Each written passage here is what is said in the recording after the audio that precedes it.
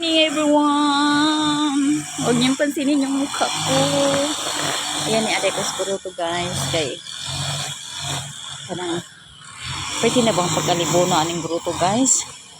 So ay libo na kay guys. So ipag-grass cutter ko namin. Pag-grass cutter namin guys. Ayan.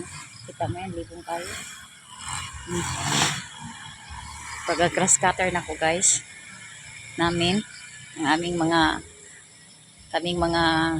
kuan din sa Berhen mga dibuto pasyente or dibuto yan ya din ni karon guys pag-grass cutter ko kipao na ang gawas ayun mo din siya guys ang balay sa aming Mama Mary. Yan, good morning Mama Mary. Good morning. Yan, napayag ko guys. Kasi may maalala ako. Yan guys, hindi man namin lagi. Hindi man ako lagi nakapunta. Ang aking puso.